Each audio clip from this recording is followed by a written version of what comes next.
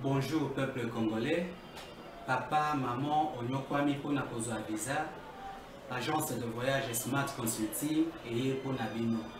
Oza na posa obima na ba pays lokola Canada, États-Unis, ba pays nyonso ba État Schengen, Turquie na ba pays lolenge na $500 Smart Consulting et saleli bino assistance et visa. Ba bourse peut être disponible pour na bana nyonso baza na posa okokende kotanga libanda pour na pays ya Tunisie, Chypre et Biélorussie. Oza na posa ya kozwa biso toza esika ya kobunga te okomi na rond-point Willery na avenue Luvungi 165 l'immeuble Kazam na premier niveau. Toza wana oza na posa ya kozwa ba information na nzela ya téléphone. Oza na posa ozwa biso na nzela ya téléphone obengi biso na 081 144 38 91 soit obengi numéro mosusu 081 32 62 203. Mosala kitoko emona na misu et en plus na dire à Moukié adresse exactement une seule adresse na Smart dans un jamais dessus. La Smart Consulting avec $500 on peut voyager partout dans le monde. Merci, bote na bino nyonso esika bozwami, boza un peu partout na République démocratique du Congo, boza libanda moka congolais nyonso de père et de mère, des souches congolais par adoption. Mutu abanzi ete Congo malgré une nationalité des centre d'intérêt ba faire naie ba wana na tozo kanisa nini to kanisa ko mboko etombwama. République démocratique du Congo héritage ya famille Tshisekedi te, ya famille Kabila te, ya famille Katumbi te, ya famille Bemba te, ya famille Lumumba te. République démocratique du Congo mboka ya bato te bazaka na ba parti politique bangwande ba kanisa ka bayembela ka bato na bango to ba président na bango so comme ministre azembele nzamba poniyo salela ye metango azo bonga longo na quartier bozalaki na a changer adresse ça comme va na Gombeto na ma campagne na Montfleury ba miranda ko comme milai ko leka moya boko ta sute so comme police azabana zoe bayote police amesana kino atikala kana résidence akala République démocratique du Congo za mboka bato ante République démocratique du Congo za mboka ba mamo ba kanisa ke ngana ko kotaka politique te me mbinzo na ngana zo teka yango bana bazotangela yango bana bazolela ndenge nini kokomisa moto ya mombongo ya mbinzo akoma motuya na mboko alanga nzembo moka yemba mvua mapesa valeur na mongamba po Congo kende liboso est-ce que mvua na Congo opesa valeur na mongamba po Congo kende liboso. Merci na bino wana zaka bomo mesa ndenge to mesa na koloba lelo lobby lundi 26 avril na liboso ba député gouvernement Samba Lukonde zaki investi batu mingi bazaka kanisa kino ba kepo na la liboso audition ya programme ba député ba poser ba question na bango et puis premier ministre na équipe ne ba kozonga komeka ko répondre na ba question ya ba député ce qui est l'équipe bongo gouvernement ko za investi programme na bango pe ko za adopter mais mokolo ya lobby c'est pour la première fois bon tout le ba député ba exercice démocratique na biso député comme la cycle électoral c'est pour la première fois que gouvernement kemba la moko motion mo botami na kati wana passe l'équipe mingi libanda to kende kaka. Est-ce que ça assurance? Est-ce que l'incolobateur programme wana ya gouvernement wana et comme moi mouké solution to peut sourire na minora ba congolais to comme on va réfléchir nango 36 milliards pour 3 ans. Est-ce que ba comprendre ba rouage c'est comme bongo mboke bande ko palangana to yebité mais au moins si il a été difficile de mobiliser 11 milliards avec le gouvernement Ilunkamba Covid-19 on a ajouté à cette époque-là les lots sukoyo récession économique ezali parce que na mokili mobimba 36 milliards pour 3 ans mais c'est le premier ministre dans retour na le sous le camp na ko na ba député population bato ba nimi programme wana za ba député et simba te biso na ba député ka kandidat otambola elongo député mo na plateau na biso mardi à lelo Congo central mondela komela kawana embouché du fleuve Congo wana bana batanga ngo na histoire mais qu'est-ce qui fait que Congo central au-delà de l'histoire ezali oyo ezali to komeka kobeta lisolo un peu ya promotion ya industrie locale na niveau ya mboka na biso okomona basimanteri ebele elala po simanyo sekoma ko uta na mboka bapaya omona noso tenga na sepela kana sikre ya kulingongo te ngana komo sepela oyo uta kana lufu est-ce que so bosa na kozana cousin moko ya famille éloignée asala kakuna so ngo sepela na lufu ye kuna bomeli musala nyoso anto komeka kubeta liso nango na miso na biso mkola lo pour se faire na esi biso na député moko na plateau na biso Eli ya Songololo honorable Eli Mwenga Tutela na joie Tulela je vois que na pona na masare kombote na boyi na yozwa mbano honorable Eli boni malamu papa boni base na yo pour depuis 2018 les politiciens ça comme les kamba base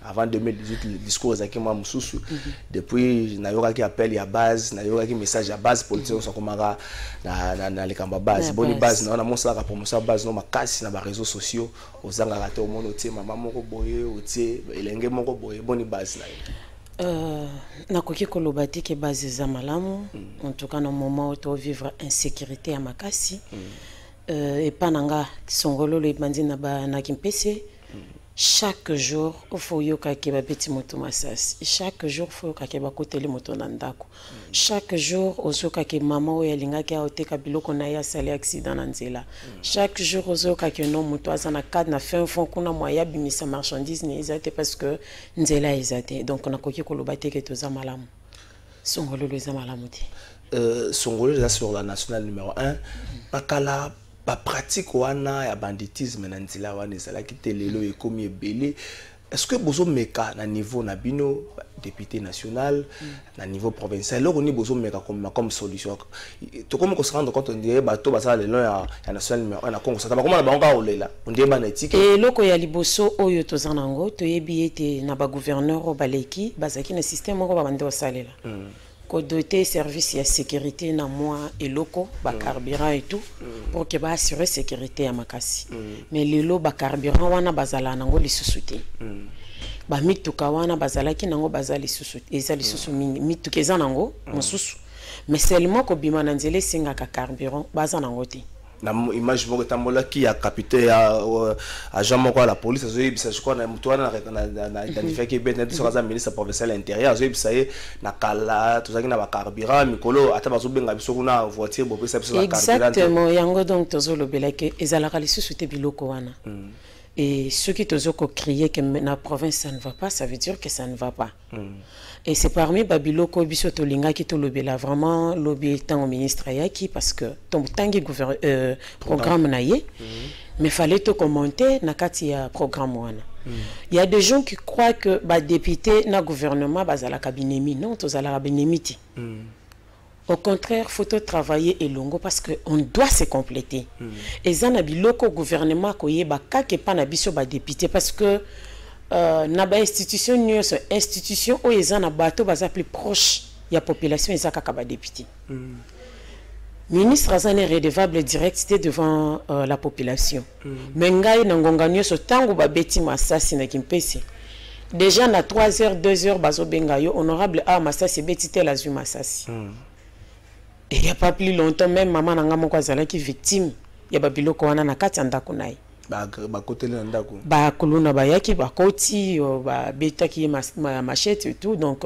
allez-y comprendre na kati ya kimpesi ezalaki modèle wana te nake kotala directement na sinati na biso tango sinati na biso ezalaki qu'est-ce qui se passait ngana zana ba parents direct to basali na sinati parce que mon papa fut mécanicien maman enseignante et puis commerçante mais j'ai grandi avec la Sinat j'ai grandi avec l'argent de la Sinat parce que Sinat ezoko sala Sinat abandaki ko récupérer ba jeune bateau baza makasu bando travailler pendant la semaine pendant le mois bozana kati Sinat ko sala manœuvre fin du mois vous avez l'argent donc ozana temps ko kanisa ozana temps ya kokendo sala kuluna te ozana temps ya kokendo kokotela muto na ndako te mais malheureusement lelo Sinat eza kokoya ba cimenterie eza wana bazo meka ko travailler mais na ba taxe allez-y comprendre que tozo produire ciment na 70 quelques taxes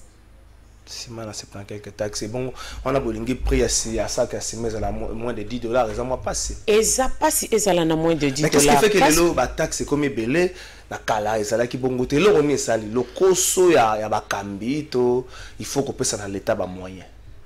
Exactement, tu les cambies qu'on puisse dans l'état parce que tout qu'on a budget 2021, donc voter qui caisse de péréquation na kati et na caisse wane ko permettre ba alléger ba difficulté mususu ba entreprise ba za nango lokula ba cimenterie parce que tout ko voter nini ya zilekaf ce qui revient à dire que biloko ebele ya ba pa ekokota tozo lela koloba ke no biso tozo produire te nini tokoteka to na banzela te même ce qui to na ngo to na banzela te biso toko loba ba te belé ba loba tozo produire te nga epa na nga on produit du ciment mais tant bozo ko permettre Brazzaville bozui arrêté ministre en abisso il y a commerce extérieur azui arrêté bon ministre sikaye akoita msoko mona ye wana nde bazongi arrêté za kaka ya Jean Lucien Boussa ezaka ya Jean Lucien Boussa ye wana muto azongi à permettre que ciment ya Brazzaville et quota na RDC et arroser une partie à RDC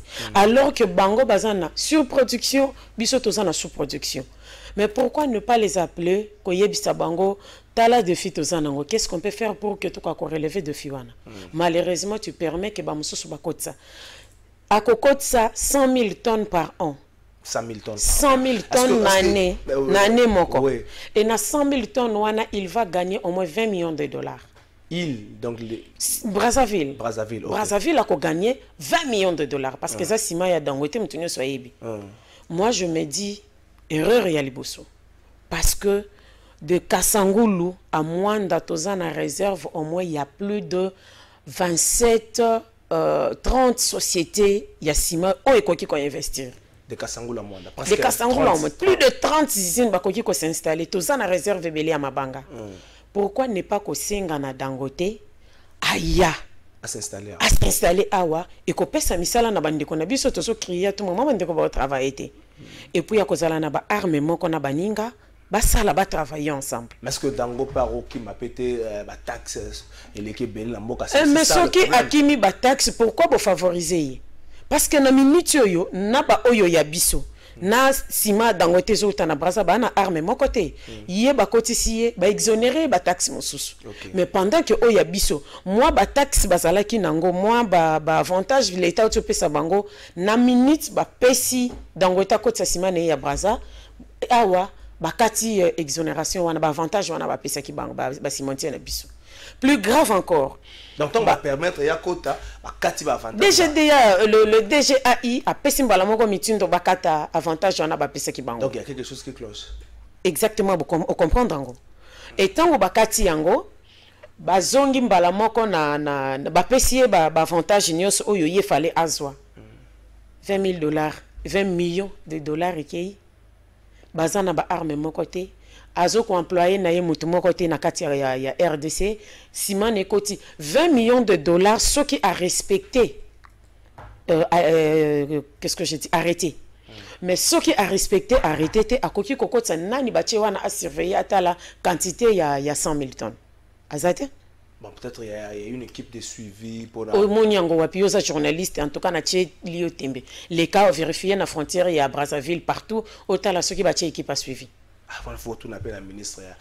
Et que la bien bengi ça y. Donc le loyo manque ya baizine le long national numéro 1 na Congo central Mobimba, ils appellent l'une des régions plutôt insécurité comme Makasi na. Manque ya baizine te manque ya volonté ya gouvernement.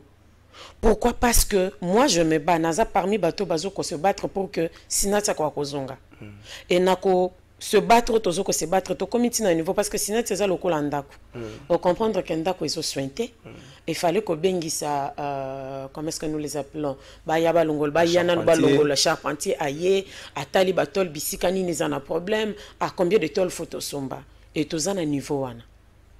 Photo de redémarrer, il faut que à ça la par rapport à production naï azana c, par rapport ya baninga obayesika, donc faut amata. D'où il faut que l'équipe, il y a installation et usine, ou qu'on modifie la machine et il y a et ça la audit technique.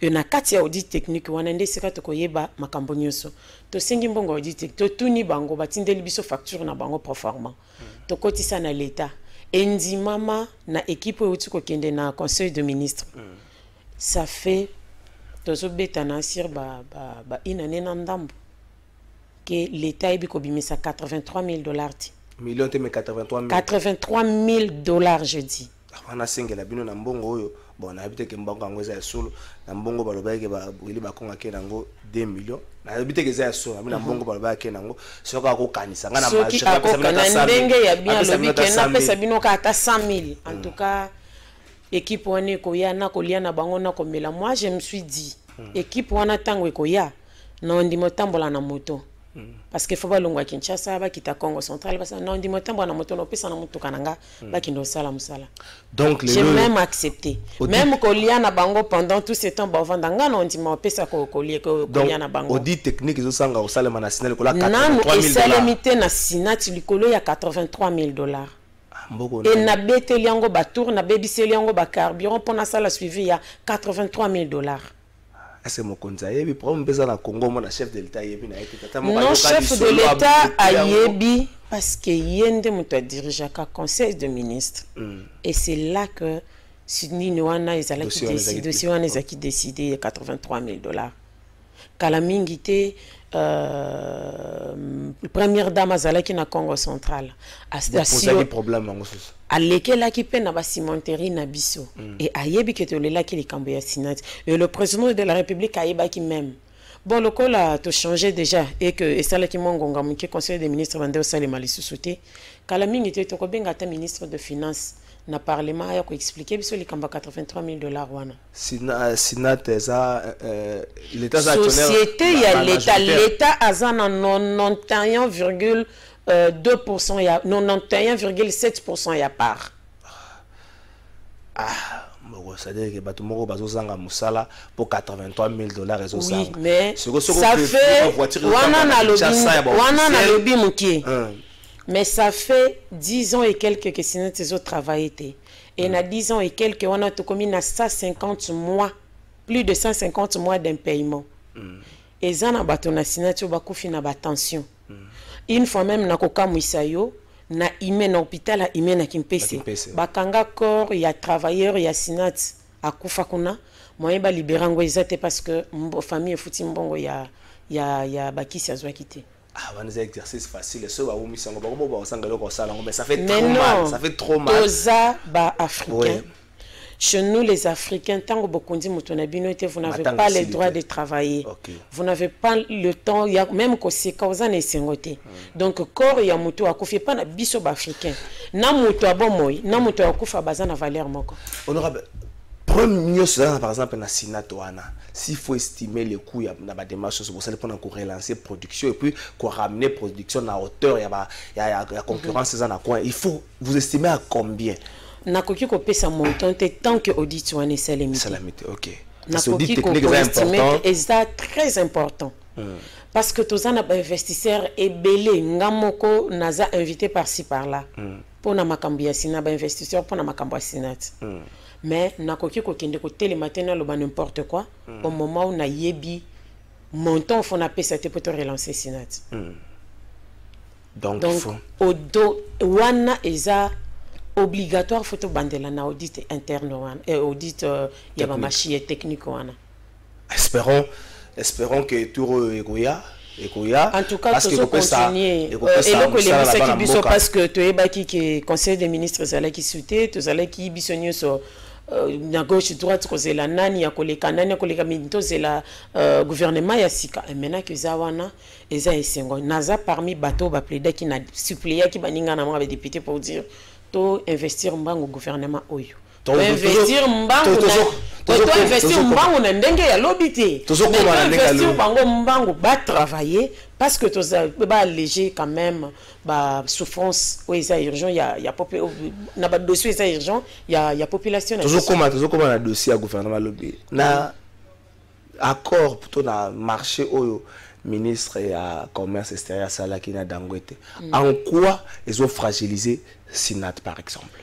En quoi ils ont fragilisé Sinat? Dangote a zokotsa simanaye na d'abord exonération taxe eza mingi te biso atwana ba taxe belé biso awa toza obligé balobi sima wana ko arroser une partie seulement ya pays ya Katanga kuna malheureusement aussi to retrouver sima wana na Mwanda. Et tant que non, peut-être que c'est une équipe qui contrôler, ça veut dire que contrôle les atis. Parce que ça, si il fallait les Kana Kinshasa et que na Bakatanga. Même na Kinshasa, oui, même na Kinshasa. Mais na Kinshasa, tout le monde a déjà na dépôt maloko. Ezotekama. Tout le monde na Mwanda. Ezotekama, ça veut dire que contrôle les atis. Et là, tu peux comprendre que les 100 000 tonnes, peut-être que si les coca qui déjà mettent continuer parce que date wana suka balobela ebisona ne suki cité. OK. Banani ba perdre za kaka piso. Ba arme moko tant boana ba même arme te. Bo gagner ndengeni. Mais c'est pas ça en fait Sinat Karaté na Congo central ici les concurrence en termes de sucre ça makasi Kulungongo a production ezali mais katana noté mais la flux à Libanda passa par Lufu ezo un peu piétiner la production ya Kulungongo. Est-ce que à l'interne tout que le gouvernement central à niveau local avec les gouverneurs ya Congo central vous êtes mis d'accord d'essayer de protéger la production à niveau na bino depuis de protéger ici dans la province? Avec l'actuel gouverneur, je ne crois pas qu'Ako Kanissa n'a pas comme modèle. Pour moi, je me dis son souci, c'est de savoir combien coûte na caisse à l'État. Mais comment protéger wana produire pour qu'un bon coûte na caisse à l'État wana yebité. Mais ce qui a protégé Bango, mais c'est ce que je suis en train de vous dire parce qu'on a remarqué. Moi-même, une fois, tant que tu as bon, c'est un bouta. Tant que tu as vraiment très très bien, je lui ai parlé de la Sinat. Je lui ai proposé que province Achaba Azwaba par na Sinat. Il était donc sans réfléchir, il était catégorique pour me dire que non. Or, province c'est Koka qui peut relever Sinat. OK. Acheba azumo wache kuna sombi bapar yemoko azotala Sinat azana province lingeza la peine unité de production. Suivi makasi peine. Et azade zana suivi makasi ko ba ki en tout cas côté ciment azoko landela. Mais malheureusement faut aller vraiment à la hauteur pour que quoi ça la comme à niveau modèle wana au réfléchir au lobake non na ba société il faut que l'État passe à la part donc bisopé province to à la part na ba société c'est pas na biso Congo central na bise coutume ya bino kintonzi za likambo et ça la mara facile kintonzi mais on doit dire 2 ans depuis que Félix Tshisekedi est président de la République, déjà Congo central, ça au Pessi Boyo, Baluki Boyo. Je me rappelle encore, permettez-moi de le dire, les soleils à poulet nu, bateau na Congo central, comme on a vice-gouverneur poulet nu, c'est pas moi qui le dis, ça Congo central, poulet nu, et puis Congo central, depuis cette histoire, bateau battu constitué Congo central. Qu'est-ce qu'il y a comme vision? Bozo Kendo a payé le connu, tout le monde a vu nos randengwana, koto mon antema bima ganga boye, koto ya sala boye, donc tout le monde a vu nos randengwana. Ngana sepeli comme on a un programme il y a gouvernement pour promouvoir l'état de droit. Tant que tu as l'état de droit, il y a que exécution paix, il y a arrêt, il y a jugement, il y a cours de tribunaux. Et ça veut dire net biso toza vraiment na jugement arrêt ou ezotungisa biso. Parmi arrêt ou ezotungisa biso, il y a cours constitutionnel et condamna à tout matubwana na déchéance. Pardon? Non, c'est la mingi. Kende na biso mais ezanga ite. Mais 2023 musika te tokota la paix état de droit et salinini non? Tokota la ndeto esika toko juger état de droit na mboko et salinini. Parce que comment se fait-il que ba juge mo bimba bazana ba futamaka pour ba sala musala wana. Et ba sali pe musala na bango. Bo exécuter non. Ezana oya zobenda po alienda mbonaye oya bendi po alienda mbonaye état de droit ezapi. Na corruption pe koti na kati. Totuni état de droit ezapi. Na niveau na bino nano kintonzi boko vanda te ba mbuta nyonso ba tuno sebi na kongo ça oui et pas na biso tolinga kintonzi to benga net biso vraiment tolinga moni eloko biso pa na biso ba kongo to benga makuku matatu eza ba pilier misato esimba nzungu et kintonzi pe fo eza la bongo bo vandi nzungu na bino eza problème bo lobeli yango esili mais comment boko lobela yango c'est ça le problème. Banani boko benga po baya ko vanda. Parce que na mona ke loko moko esalemaki qui semblait être les kinzonzi bon nayebi soki ezalaki non non non non eza likambo ya kointeresse nga te parce que namonaka liste moko boye kombo na nga na kati mais adresse na nga eza connue nakoki kolokota document na réseaux sociaux te pour kena kende komi présenter kuna soki ezalaki nango fake news babengaka ata bavérifie na moni loko moko eza awa nakobenga nani ezalaki na document ezalaki ata na baréférence te bacoordonné moko ta en tout cas namoni bacoordonné te namonaki kaka en tête moko boye en tête wana bona yebi te ezalaki ya nani Congo central embouché de fleuve kasi ezalaka nde kuna ti nyonso eza ya biso nyonso ya malamu to banda yango avec Mbuta Kasavubu komona pe puleni gouverneur banda na Congo central na lobby nyonso ya malamu biso bato bandango na gestion surtout ya politique ya mboka to yebi comment le feu président Kasavubu a dirigé mboka oyo na kimia na respect ya ba texte ya loi na respect ya économie ya mboka oyo azala oyo abanda que ake voyage tango azongi simbongo na ke salite zalaye lelo eza pe biso bikaka province wane bandi spiritualité ya makasi tomoni mfumu kimbango na biso ici quand ya banda qui a travaillé seulement pendant moi temps ebele mais lelo 100 ans tozo continuer ko bondela ita 100 ans tozo continuer ko mema kombo na ye na oya sala lelo eza nango tozo garder ba oyo ba yebi ke to ba Congo faut to garder ba valeur to garder c'est vrai que to yebi que lilala moko e ko bebisa malala nyoso na e malala ebele na kati ya sac mutu moko akofingisa bato ebele mais mon Congo ana ba valeur na ye mon Congo azo continuer ce qui eza na nga oyo nazo continuer na telemina lobela likambango ce que zuma kaso tout nanga ba questionner c'est parce que yebi que quelque part nazo ko incarner ba valeur wana. Qu'est-ce qui empêche pour que Bo Bongisa Bokene Liboso? Qu'est-ce qu'il faut? La volonté. Deuxièmement, qu'est-ce qu'il faut pour que Bo se réunisse autour d'une table et puis Bo Sala Kintonzi? Moi, n'a pas bête à Kambunda, Bakolo Babina. C'est vrai, Bambuta Nyoso, Neto Kakayora, Bangotam Susu Makanisa ailleurs, Azo Kansana comme âge à retraite, le Roni Narotique et la Bana, Azamwa trop près. Yopo Rosa à la base de l'initiative, Moko Mbambuta, ba vendre des Sikamoko. Et le connaît ça. Et le kozozang eza volonté. Eza volonté. Eza na bambute belonga na sina mona pona likambo wana to yeba koza solution na problème na biso. Modèle to bandela ki na Kinzondi wana ezala ki bien te tout le monde croit que to kokena sens wana ya Kinzondi. Et pona ko silisa makambo ya province, c'est trop facile.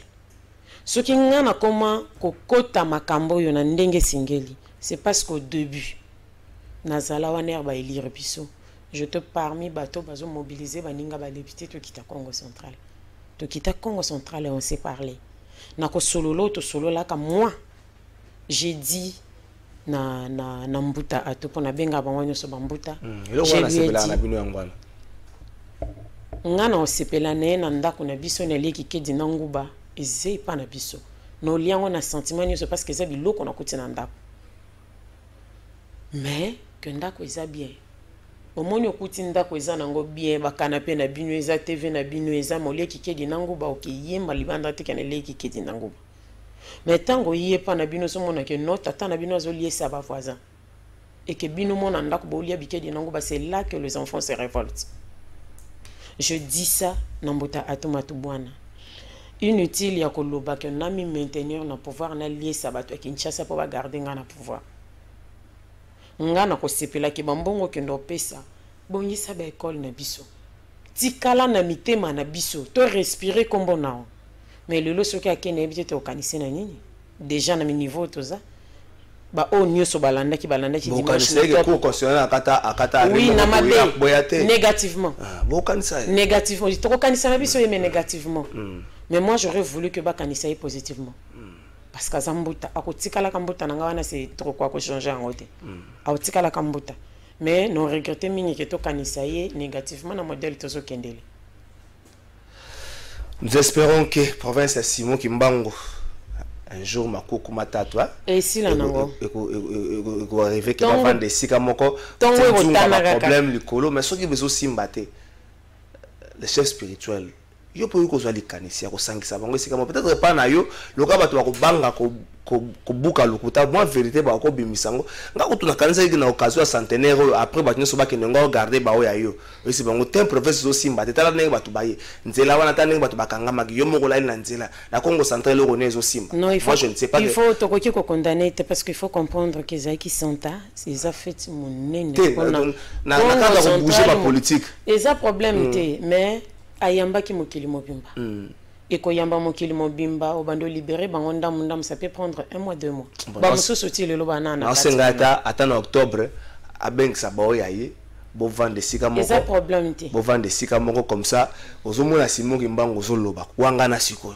to boya ko bongisa tamuso ba mususu nzela ko zongo ko bosa ko na ngombe matadi wana lozo o continue ko ti so ko ta ngombe di mano nzamba sala biso vraiment faveur grâce wana que makambo nyonso ko akotambola malamu parce que le lot to comment kotambola na kamo ko comment diriger et comme susu ezotala problème peso bo central ya wana elingaka bino nyonso bosangani bozo pesa ba idée tango bozo pesa ba idée bozo kende malamu.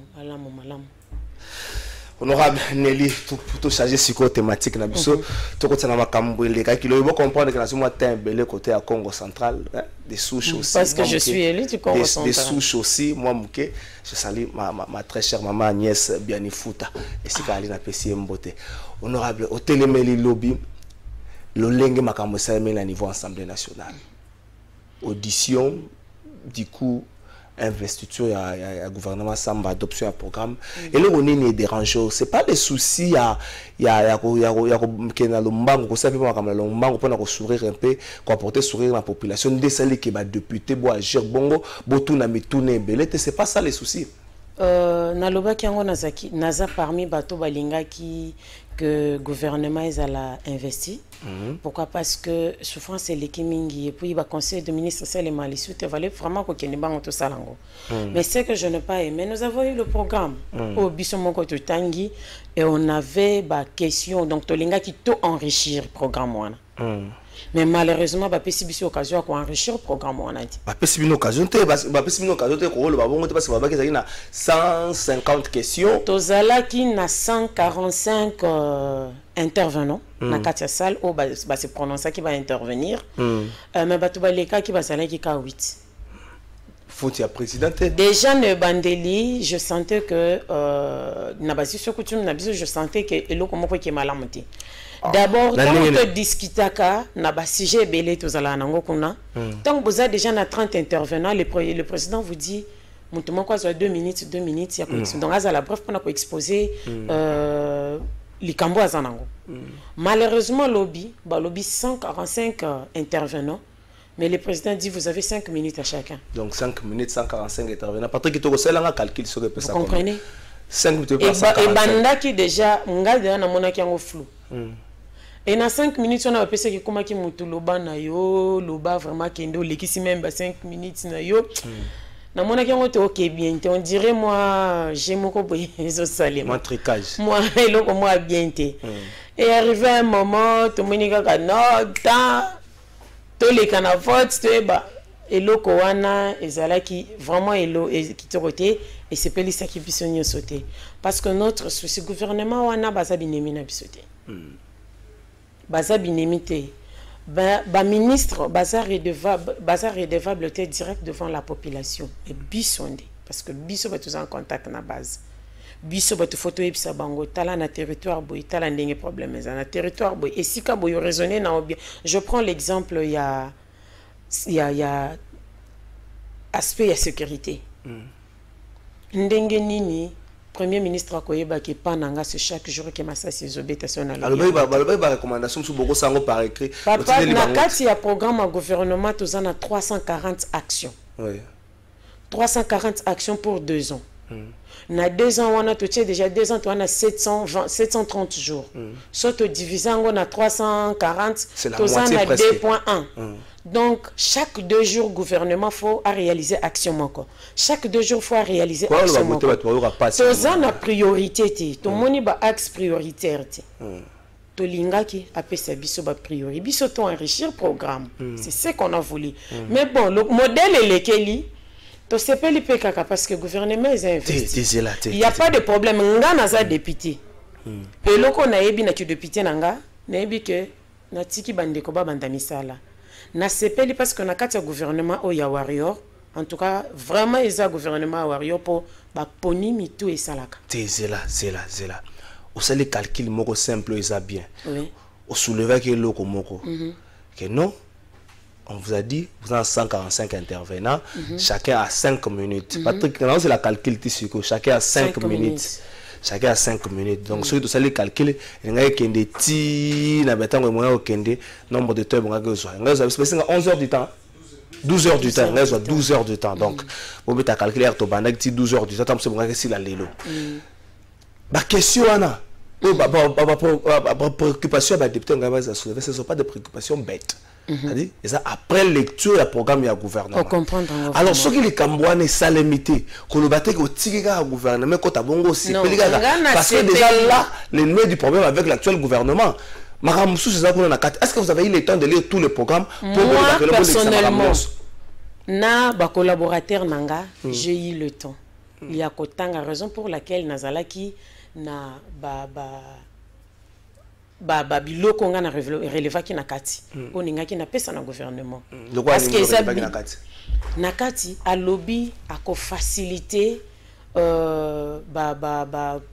société ya production base à la compétitive par rapport ya baninga mosusu parce que aussi to voter la loi de libre-échange ya libre-échange na lingaki na yeba est-ce que tokoki kozala déjà na kimia par rapport ya ba taxe. Et ceux qui te coquillent cause à la kimia na ba taxe à préparer en ondengeni. Ok. Très parce important. que l'État s'enrichit saka ou l'État travaille que ça fait mobilisation de fonds non na ba taxe wana. Abungisi en ondengeni. Et comment l'État va récupérer na ba taxe oyo akokitisa. Et ça ba question. De deux, programme d'action nini par rapport à l'insécurité. Programme nini ya rapide oya sali pour qu'il y ait la sécurité au parce que y a c'est pas inangai ba policier ba koma ba chef coutumier banda baya est-ce que ya ba umeli ba koma ba chef coutumier ba koma ba biso nyoso na ba kombo vous comprenez alors on elinga kina yeba est-ce que y a pas okende na programme wana ya ko vandisa ka ba policier ba koma ba chef coutumier ou bien rapidement toko permettre bango bo yazalaki na Congo central ake Katanga yazalaki na Katanga ake na soki wapi donc ba pandi bango oyene siko yebite souci na yo eza sécurité eza likambo parce que même sécurité to bo sanité yo yebi tant au service il y a insécurité il y a sécurité pardon ils ont quoi sur sécurité ça veut dire que insécurité ils en a quatre sécurité. Le général Maël a le bagage comme un service. Voilà. Il y a sécurité. Na koki koyebisa yo ke epai nanga. Tozana ba colonel lo ba tonga ba maison en étage. Ce n'est un secret pour personne. Au komi pe na kimpesi wana o lobi ba yebisi na yekaka ba yebisi ngai ke ba colonel ba koto ba otonga.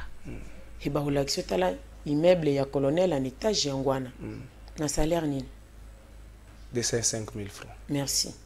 Tonga immeuble à kitoko vraiment on sali zoa to zomituna mbongo azola rangwa avant naza na lobité o sali zoa to zomituna mbongo azola rangwa na sali zoa te mena mituni mbongo azoka wapi na sali zoa te amende transactionnelle population est dénoncée parce que ngana kendo tala numéro 1 à la police population est dénoncée bakanga ba miyi bebele o baloba ke to travailler kana bango ensemble. OK. Vous comprenez? Bon, bon permettez biso bango to na bo mité bango bisika no so bolingi. Est-ce que au niveau na bino na parlement vous avez su évaluer l'action du gouvernement précédent avec programme na bango? Qu'est-ce qui a été réalisé? Qu'est-ce qui restait à réaliser? Et pour Bandasco partant de saboter l'actuel gouvernement. Justement. Dans l'enquête dans le dossier moko ya gouvernement précédent. Programme oyo ya premier ministre Ilonkamba yango kaka tomoni ezongi ba pilier nyoso wana yango bazongi ici mais ça ne bisiko e marché qui na bisiko e marché te et la population azol alors to lingi souci na biso to yeba nini yo préparer pour corriger par rapport à programme na parce que récupérer ka biloko nyoso sala on ka ba copier coller ni nyonso wana yango tolingaki discussion à lobby nde esika na silikeli parce que nako linga te que non gouvernement ezali fait non non non non mon souci c'est que bazala wana ba travailler j'ai vraiment confiance na bato bakoti parce que nayebi mwandambo nayebi qu'en tout cas oyo na poste bacheye à incarner rôle na facilement à travailler vraiment ndenge singeli mais souci na biso to discuter na bango to yebisa bango bisika nini za bambeba nini faut bosala na place yango biso to lingaki mais bon to investir bango esika na lobby ke no bangate c'est parce que naza député naza na mandat à peuple et na mandat wana naza nango honorable Zela vous pensez que na configuration en assemblée nationale que mutu moko azosala te ayepe kuna akwei kaka ndenge tomona ki lobi banzembo ezobeta makuna nazaki na kati ya hémicycle banzembo ezobeta makuna to biso so jour akokwea ndenge zaka mutu mobiliser bato na kwena ye mo italaka yo zokoto moni mutu moko mbinga avimba tolo atemi na porte otala osiko asekate ala disiko cash nete ma osekate yo mozo banga obi awa suna kosa nega ko bima nga ko za mwa pasi litana ko makana jipe za mwa pasi wana nyoso toko banga ngote parce que peuple atindi biso so atinda kinga po ayebaki na ko meka nyoso na ko sala nyoso ya munene ito mbinga mutu eko ko bangisa ngai te mais esiko nga nazoka pasi par rapport ya population peso zanga ko aider biso oko yana ko ogangi pasi mais loro kende kono obeti maboko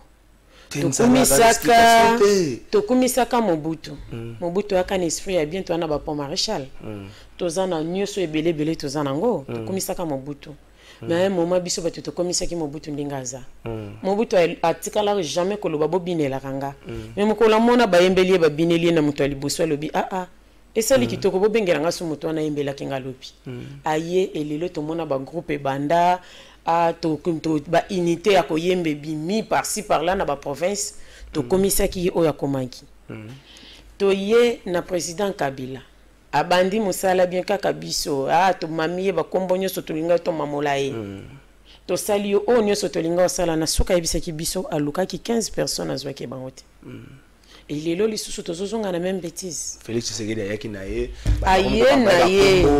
l'air aye bisibiso kenga to finginga na okangate l'air aye bisibiso kenga en tout cas marche nyo soko sale mabuno nyo so bo revendiquer journaliste nyo so lobandongo lingi finga contribuer positivement na musala ndongo lingi vous comprenez mais le lot komi komona bino bokomi belela biso na ba réseaux sociaux donc entourage ya mo ebomaka biso nde bato tozo bebisa ba président nde sika na koloba to aider misala tozo sala on a avant sur ça likambo samedi ozalaki pe na sika moi makine bon sika ba député basangana na mokonzi mboka non malheureusement nazalaki te nazalaki na kamoko ya matanga et pesa kinga nzela te ko kende kuna ba condoléances mais union sacrée ozate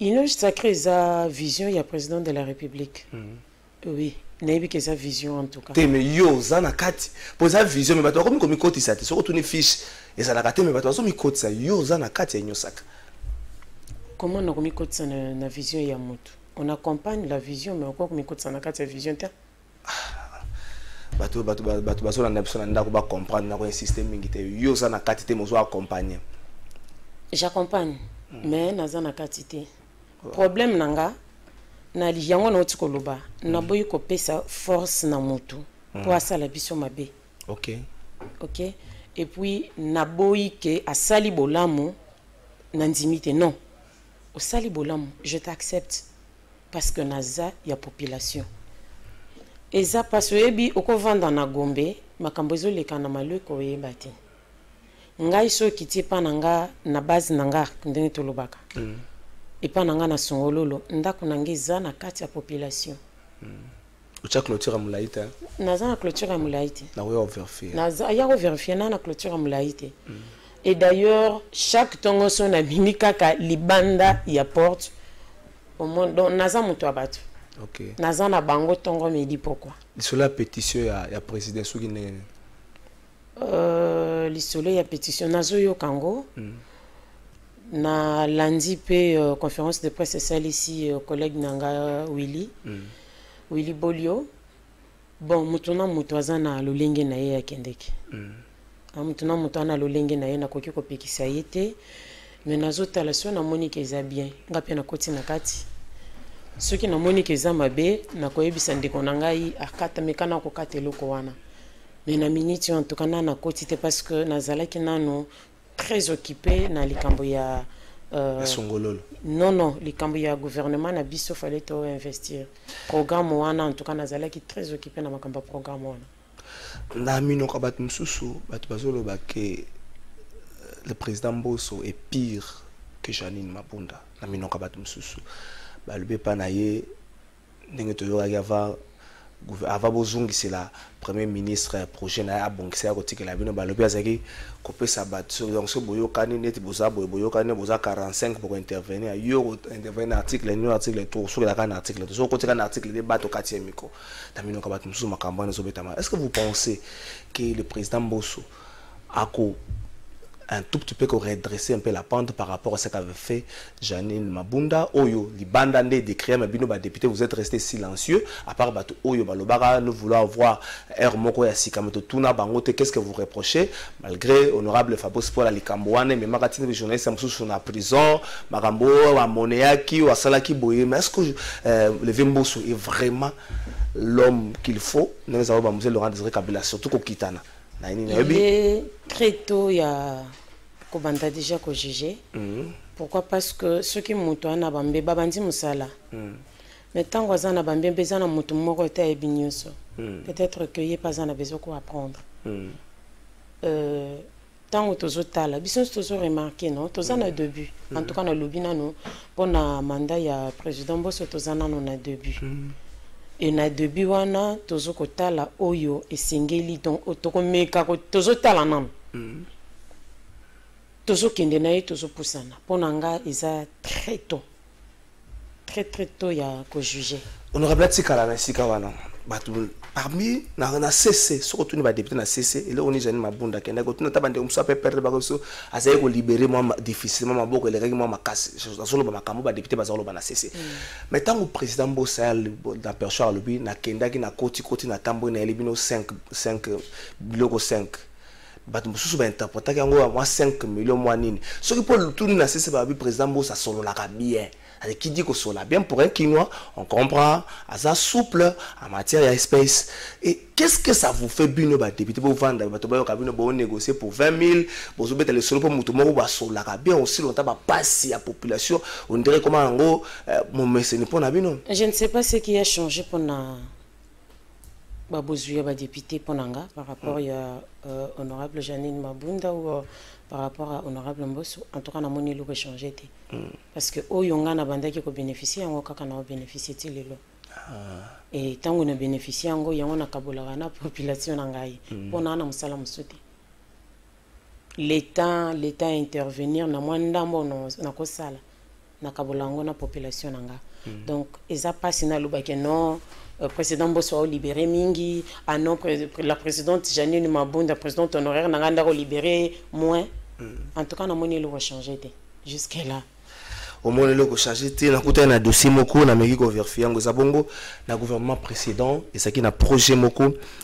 Il y a construction, il y a train urbain, projet de construction à train urbain, il y a logements sociaux, presque 5000 maisons, et puis il y a 10 aéroports. Projet à un niveau à ministère de l'infrastructure, et les cas qui, et ça qui un problème à mon côté, et c'est que les cas, banda musala, mais le gouvernement n'a pas de makamyo, c'est qu'il y a un projet et là qui. Mais dans ce point général, tant que Premier ministre Samuel Konda, il y a un gouvernement précédent récupéré un projet dans la quantité. Est-ce que les députés vraiment Bossala Musala auraient fouillé quoi dans la table de Tikala Kinini comme ça ceux qui ont eu brutalité aux Zaki Bossala. Mais ceux qui nasiliki par rapport à l'olenge rapidité makambo lekela ki lobby c'est parmi babiloko. Parce que notre web, ce que toi qui n'as biloko belé à relever. C'est l'occasion pour nous de travailler parce que Toya qui connaît ton mapa et lui. N'habite ce que je mon colon beta ambula. Mon colon vote. RDC mon bambou beta. Population n'a dit mais kokota na sambula qui ne vote pas changer ma cambo. Tozo ganga bisonyo ça ne va pas, ça ne va pas. Et tant occasion est commis pour que tu changes ma cambo, il faut nécessairement te changer. Mais quand vous ne donnez pas l'occasion que tu quoi changer, je crois que ndesike bandi ko fongolanga misu. Tango lobi nanga que non par rapport à pétition ils ont la contre président qui a bappé sa parole. Je crois que misu nange banjo fungoma. Et tango na bandi yango lobby na décrier loko wana nga pe na koti na ba recherche nanga koyeba tokokenda ngo ti wapi.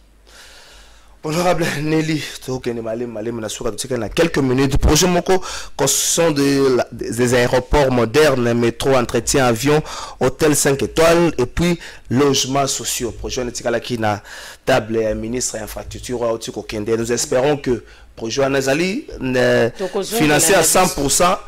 L'État va s'engager l'État va disposer à Bisika, par exemple, si vous avez un bande de aéroport, awa, ni nabino métro nabino il est la boue. C'est estimé à 7 milliards. 7 milliards de dollars, 100% garanti, sans pour autant l'État. Les hommes passent, les institutions restent. Mais tu y peux comme ça Kanda wana et bungite et zabisika fallait zala. La recherche na biso wana ezali botike la biso temps ya ko travailler. Na opeso ngo officiellement ngana saki ba recherche na officiellement oyo yo sali et puis ngape ba recherche na bandaki ceux qui te sangisango. Je suis sûr que tu auras invité le ministre pour répondre les sous. C'est là où je te dis que ne t'en fais pas parce que nous avons un mandat à peuple. Je sais comment récupérer les lots. Tu bêtes là qui bango maboko lobi mbango mbango. Ah tu bêtes maboko mais tu bossanati. Les applaudissements ne durent jamais longtemps. Et à part ça, tu es que maboko yo ngungia sepela na honneur ba bêtes là maboko mais yango ke bomakai. Et Kalamingi te récupérer na biso l'air to benga kasi ko moko na moko voilà programme secteur nous allons qui va présenter biso tozonga na biso wana peuple bon na senga na bino bo tsape misu bo fungola misu na matoi na projet yo gouvernement congolais ko pesa le côté le projet estimé à 7 milliards de dollars ba kotongela biso nini ba kotongela biso aéroport 10 au total ba kotongela biso train moderne ba kotongela ba kosela biso chemin de fer moderne puis train hôtel 5 étoiles et puis quelques logements sociaux et le koana to boya et souffrir personnellement na boya souffrir na bitumba FCC cash le ko ezaki na gouvernement na FCC cash au mona babwaki yango na mpanzi tango a remise reprise ministre oya kala to oya sikazu ba de sana na mpanzi baye bango tepo soki leki ko za lokumu ya oyo aleka kito ko za lokumu ya batwana to kosenga na nkoloke makambo wana esele mateme bandeko pe ba congolais makambo bokutu na population poso batongi ba logements sociaux. Tout ça pour ça quoi le la gombete pour gombango pe koma kotonda nango mai na ko no zali osana ndako moko bonde ba koko na biso ba bimfisa na onel banda kwa lemba ya matete un peu banda le autre ba bimfisa na banda kwa onel bazwa ngo a crédit so batongo le logement social à crédit problème ezapi mais soki ezokendeka abo to ebite soki ekosuka ndenge ni norabe to komi pratiquement na suka ya émission na biso ya mokola le bato ba retenir ni na passage ça yo si bagri ezo souffrir parce qu'il y a eu de très mauvaises décisions aux Zouamaki et pas à Bakonzi. Lelo Oyo, comment remédier à problème là? Il faut qu'on me conseille que booster la production locale, na contre la ciment, mais ça va automatiquement plus sur la ciment, mais conseiller que booster la production locale pour la côté en gros dans le même diapason qui n'a pas le côté importé, mais comment faire pour y arriver? Est-ce qu'il faut revenir dans l'arrêté au ministre Tiak Asinyaki topé qu'on revenir dans la table à négociation côté la nengenini côté entreprise sur la diapason? Quand il y a combat nanga, je continue de me battre d'abord pour que le ministre a rapporté arrêté naïe. Deuxièmement, le DGAI, il y a DGDA, a exécuté le ROR 232 au Conseil d'État où tu peux prononcer Kalaté. Il faut exécuter en gros pour alléger tâche na bango parce que na katia gouvernement, na katia programme à gouvernement na moni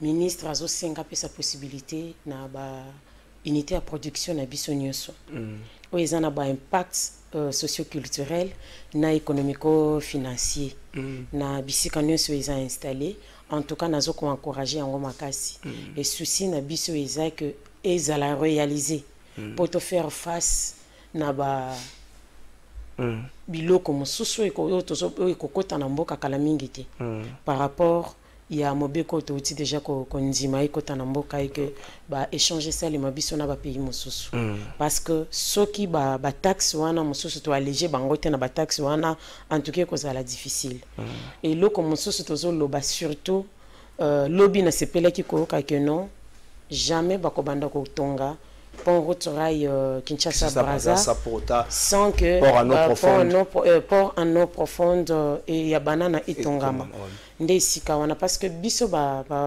Congo tozoloba soki bopesi nano accès na route rail ya Brazzaville en tout cas tozongi Congo central tokangi nzela plus d'entrée plus de sortie totikali pa na biso et bato mosusu ba évoluer pa na bango wana botika na tout donc on a ndé tokoyebela sikoyo ke tokosala ngo ndenge nini wana nyonso changer tango wana nyonso ko changer to soki ça pensa bozuda ba jeep nous na samela na bozuda ba jeep pour aller sur ba jeep surtout tant na mbunda zene mabunda so kwa sur ba jeep tama ngai na jeep na ngana tambola te o ya ensemble sur la piste bozuda ba jeep na moni elokote bozela kaka kozela ndenge nini kasi lisula jeep beta makia wa surtout na beaucoup ya nazo yoka ngo ka ndenge yo pozolo bango mena yebite nebi na ko confiance so na zui yango na kwa ko yebiso ke na zui na election mais le quoi na zui te na moni yango te na lobanya ezana na audio ezana audio ezana na audio donc ezana audio tsamba songa ya moto soki sanki Congo c'est en fait